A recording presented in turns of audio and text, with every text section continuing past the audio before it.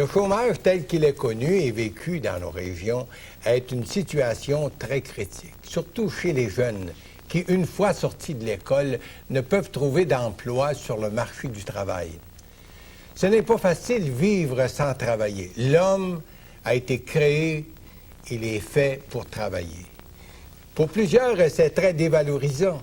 Ça peut s'interpréter comme de l'incompétence même, que je suis sans valeur puis bon à rien. Il se peut même qu'un bon nombre de suicides chez nos jeunes gens sont dus au peu d'espoir que leur offre la vie au sein de notre société automatisée. On devrait se rappeler cette parole du Seigneur qu'on retrouve dans l'Évangile de Matthieu, chapitre 6, verset 33. « Cherchez premièrement le royaume et la justice de Dieu, et les autres choses vous seront données en plus. » Il se peut fort bien qu'on ait mis trop d'emphase, trop de valeur dans ce qui est matériel et passager, et qu'on ait oublié, sinon mis de côté, les véritables valeurs de la vie. Ce qui compte dans la vie, c'est en tout premier lieu connaître le Seigneur. Et justement, on est rappelé cette vérité dans les Écritures, dans l'Ancien comme dans le Nouveau Testament. Et j'aimerais citer justement une parole qu'on retrouve dans le livre de Jérémie, qui dit ceci. C'est l'Éternel qui parle.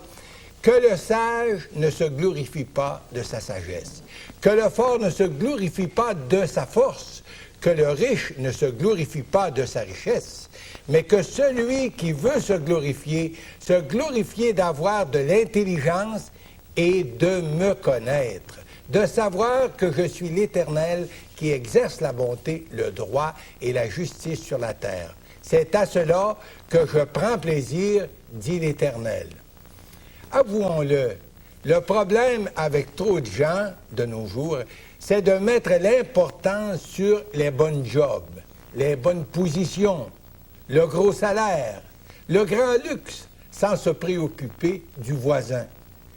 Mais sur le plan spirituel, on peut vraiment dire qu'on est pauvre, même très pauvre.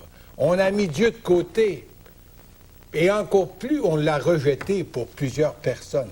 Aujourd'hui, la parole de Dieu nous rappelle que celui qui se glorifie d'avoir de l'intelligence, de me connaître, de savoir que je suis l'Éternel qui exerce la bonté, le droit et la justice sur la terre.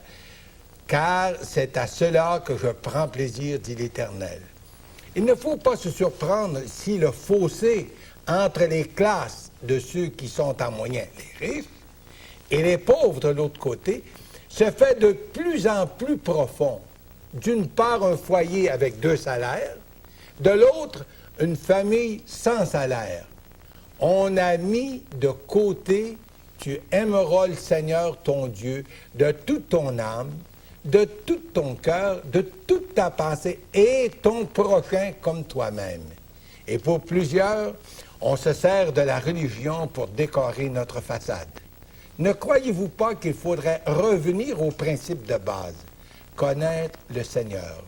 Jésus de nous rappeler dans l'Évangile de Jean, chapitre 17, cette parole. « Or, la vie éternelle, c'est qu'ils te connaissent, toi, le seul vrai Dieu, et celui que tu as envoyé, Jésus-Christ, puisque c'est lui qui est le chemin, la vérité, la vie. Nul ne vient au Père que par lui. » Connaître le Seigneur, c'est plus que de se donner un petit coup de fouette, le religieux, en assistant à l'Église, quand ça nous convient. Connaître le Seigneur demande un engagement que je prends avec le Seigneur en répondant à son appel. Premièrement, je dois accepter que je suis pécheur et que sans lui, je ne peux rien faire qui peut mériter la faveur de Dieu.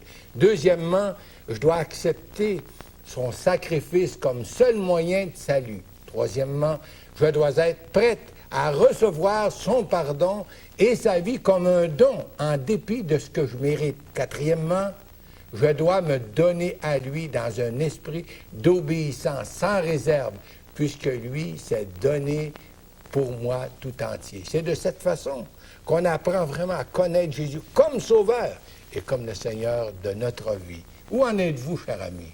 Seriez-vous prête à vous engager avec lui aujourd'hui? Seriez-vous prête à l'inviter comme votre sauveur personnel? Pourquoi pas le faire? en lui ouvrant votre cœur, en lui demandant, Seigneur, je suis prête à venir à toi, je suis prête à t'accepter comme mon sauveur personnel. Qu'il en soit ainsi pour votre bien éternel.